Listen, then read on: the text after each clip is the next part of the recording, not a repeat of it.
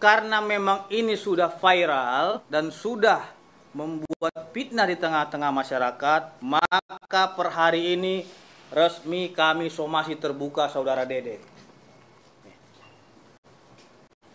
Oke.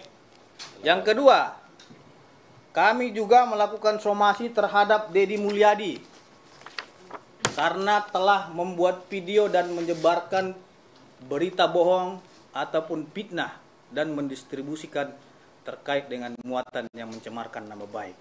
Ini. Oke. Terus yang ketiga, somasi terbuka kami ya kepada saudara Liga Akbar Cahaya. Oke. Per hari ini kami melayangkan dan menyatakan mengumumkan somasi terbuka kepada 3 nama tersebut untuk meminta maaf 1 kali 24 jam kepada Bapak Ibtu Rudiana. Mohon maaf saya koreksi, kepada 3 orang ini agar meminta maaf kepada Bapak Ibtu Rudiana 3 kali 24 jam sejak somasi terbuka ini disampaikan dan diumumkan.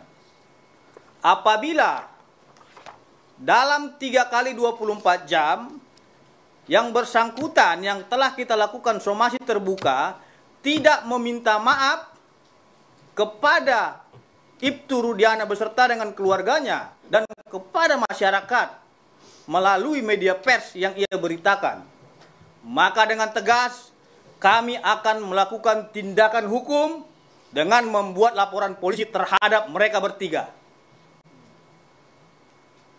Karena sampai hari ini kita sudah cukup sabar menghadapi perbuatan-perbuatan mereka ini semua. Ingat, kesabaran itu ada batasnya. Orang yang sabar itu pasti punya batas kesabaran. Dan tegas, saya ulangi,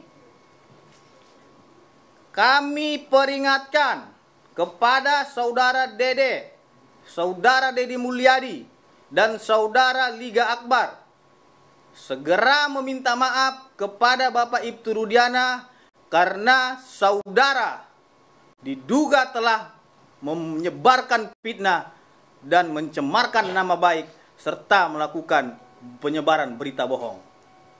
Untuk itu, dalam tempo 3 kali 24 jam, saudara segera minta maaf kepada Bapak Ibtu Rudiana dan keluarganya, dan tegas apabila tidak ada permintaan maaf itu, kami akan melakukan tindakan hukum.